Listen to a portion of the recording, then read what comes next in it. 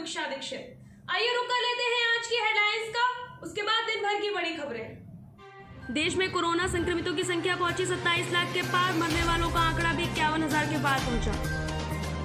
हल्के बुखार के बाद अमित शाह एम्स में भर्ती, हाल ही में हुए थे कोरोना से ठीक।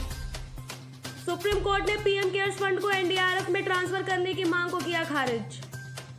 सीबीआई के पूर्व विशेष निदेशक राकेश अस्थाना को बनाया गया बीएसएफ का महानिदेशक। हापुड़ में एक पीसीएस अधिकारी द्वारा एक किसान के साथ अभद्र भाषा का प्रयोग करने पर भारतीय किसान यूनियन धरना प्रदर्शन पर बैठे।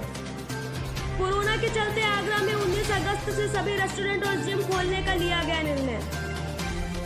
आगरा में असलाह की तस्करी करने वाले 3 शातिर अभियुक्तों को आगरा पुलिस ने धर दबोचा। बरेली में एक शिकायतकर्ता को जान से मारने की धमकी दी गई थी, जिस पर पुलिस ने दोनों अभियुक्तों को तमंचा और कारतूस सहित धर दबोचा। बरेली में बर्थडे पार्टी के दौरान चली गोली, दरोगा घायल, सिपाही के बर्थडे पार्टी में शामिल हुआ था दरोगा। डॉक्टर शब्द से हर किसी की उम्मीदें बंधी होती हैं। डॉक्टर हर कोशिश करता है अपने पेशेंट को बचाने के लिए, लेकिन जब वही डॉक्टर शैतान बन जाए तो लोगों को तकलीफ भी होती है। ऐसी ही खबर बरेली से सामने आई है। कोरोना के चलते कई डॉक्टरों ने इसको अपना पैसे कमाने का जरिया बना रखा है। अब डॉक्टर अपनी इंसानियत भूल के हैवानियत पे उतर आए हैं। आखिर क्यों ऐसा है? डॉक्टर की कोई जिम्मेदारी अब नहीं बची है? क्या डॉक्टर को पैसे के आगे अब कुछ नहीं दिखता है? क्या लोगों की जान की कोई कीमत ही नहीं बची है? अब कोरोना पेशेंट जो नहीं होता है कोरोना पॉजिटिव, वो भी पॉजिटिव हो जाता है, उसको मार दिया जाता है, उसके ऑर्गन्स को बेचा जाता है, डॉक्टर उससे पैसे कमाते हैं। क्या इंसानी शरीर की अब कोई कीमत ही नहीं बची है डॉक्टर के सामने? ऐसा ही एक मामला बरेली से सामने आया है। एक युवक को कोरोना पॉजिटिव बता के उसको मार डाला जाता है, उसका पूरा परिवार बिखर जाता है। आखिर कब तक डॉक्टर की ऐसी मनमानी चलेगी और इस पर सख्त कार्यवाही कब होगी?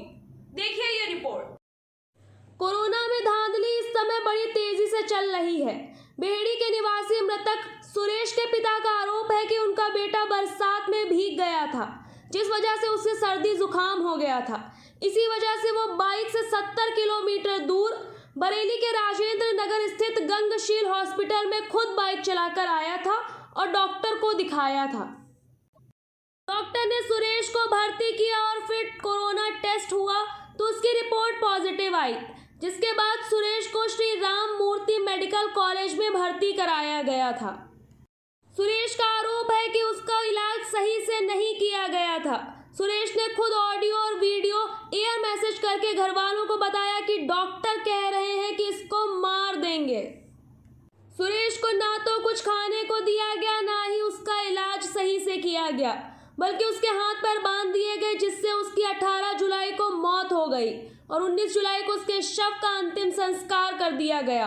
परिवार वालों को तो डेड बॉडी तक नहीं दिखाई गई। परिजनों का आरोप है कि सुरेश को डॉक्टर ने मारा है। आप भी देखिए वो ऑडियो और वीडियो और मैसेज। उसने मैसेज करा था कि ये मुझसे बहुत झुंझला रहे हैं, मैं पानी मांग रहा हूँ तो नाराज हो गए और मुझे मारने की बात कर रहे हैं, ये मैसेज भेजा था उसने। फिर भी हमने उसको समझा दिया, हमें बेटा तुम नाराज मत हो। फिर लगभग 10 बजे उसने वीडियो कॉल करी, उसमें कह रहा है ये डॉक्टर कह रहा है कि चले जाओ यहाँ से, नहीं तो हम मार देंगे, समझे।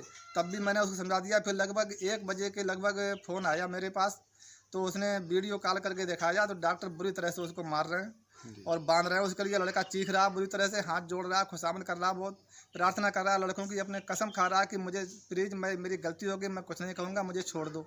लेकिन डॉक्टर लोग निर्ममता से उसको बुरी तरह से मार पीट रहे हैं, बांध रहे हैं, उसके लिए छोड़ नहीं रहे। कौन सा अस्पताल है? ये राम मूर्ति अस्पताल की मामला है, भोजीपुरा का। इसके बाद 1 बजे के बाद फिर हमारा 10 तारीख से उससे संपर्क टूट गया, कोई संपर्क नहीं हुआ। मैं बार बार अस्पताल के चक्कर मारता रहा, मैंने बार बार ये प्रयास करा कि मेरे बात करा दो लड़के से, लेकिन किसी ने कोई बात नहीं कराई। अस्पताल में हमें घुसने भी नहीं दिया। गार्ड लोग रोकते थे कि भाई तुम कोरोना पॉजिटिव मरीज के साथ में हो, इसलिए तुम्हें अस्पताल में नहीं घुसने दिया जाएगा। किसी प्रकार से हम अस्पताल में चोरी छुपे घुस जाते थे तो हमको धिक्कार मार कर वहाँ से निकाल दिया जाता था। बार बार प्रयास करा, लेकिन हमें कोई जानकारी नहीं मिली। 17 तारीख को हमारे पास फ़ोन आया कि उसको एक इंजेक्शन लगेगा, पैसे जमा करो। तो हमने 8,000 रुपये हमसे जमा कराए गए।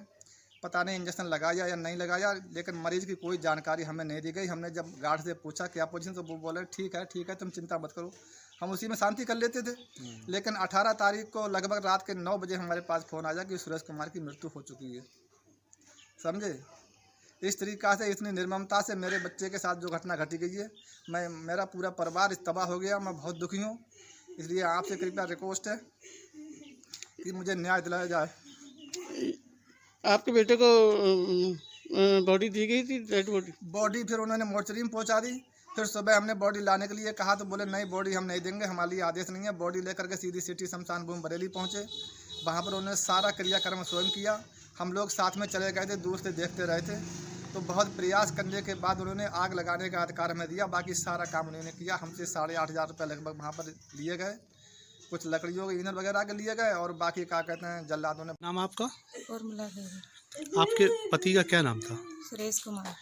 कैसे हुई घटना, आप बताएं थोड़ा। जानबूझ के मारा गया है मेरे पति को। वो चिल्ला रहे हैं, बहुत जोर जोर चीख रहे हैं, बच्चों की कसमें खा रहे हैं, मुझे छोड़ दो, लेकिन लोगों ने छोड़ा नहीं है। उनको जानबूझ के मारा गया है, जहर के इंजेक्शन देके मारा गया है। कौन सा अस्पताल है? श्री राम मूर्ति। यही मैसेज सुरेश ने अपने घर वालों को किए थे, उनसे गुहार लगाई थी अपनी जान बचाने के लिए।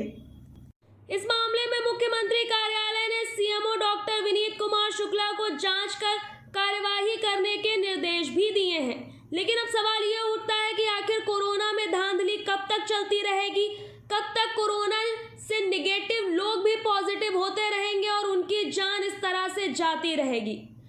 संवाददाता दीपक कुमार, बरेली न्यूज नेटवर्क। देश और दुनिया की तमाम खबरों के लिए आप देखते रहिए न्यूज नेटवर्क।